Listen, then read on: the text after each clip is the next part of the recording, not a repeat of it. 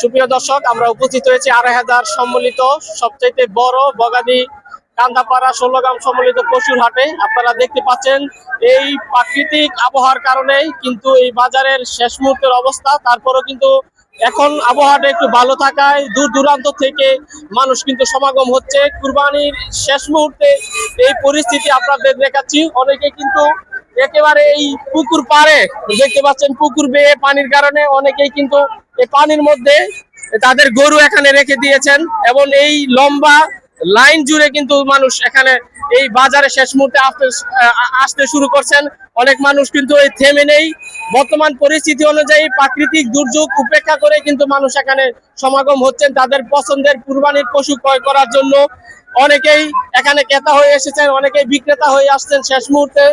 যে কার কি ভাগ্য কপালে আছে, কার কি পরিস্থিতি সেটাই দেখতে পাচ্ছি। বাজারের এই কাদামাক্ত পরিবেশে কিন্তু মানুষ এখানে ঘরে বসে নেই, তারা তাদের পছন্দের কুরবানির পশু কেনার জন্য বাজারে ছুটছেন।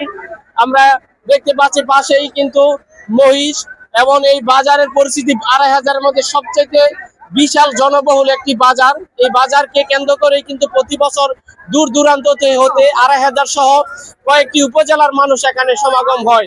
এমন এই লাস্ট মুহূর্তে আজকে এই শেষ এই হাটের সর্বাধিক পরিস্থিতি দেখতে পাচ্ছেন, মানুষের সমাগম এবং কুরবানির গরু নিয়ে মানুষ এ প্রান্ত থেকে ও প্রান্ত ছুটছেন এবং তারা তাদের পছন্দের এই কুরবানির পশু ক্রয় করার জন্য তারা এখানে হাজির হয়েছেন।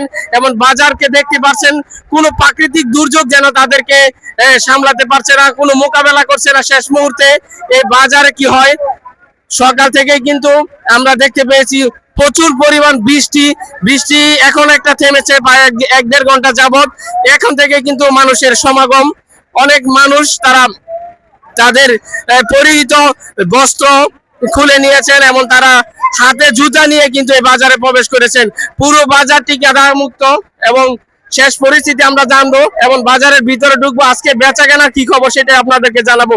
আমাদের সাথে যারা রয়েছেন তাদের সকলকে জানাই আন্তরিক ধন্যবাদ।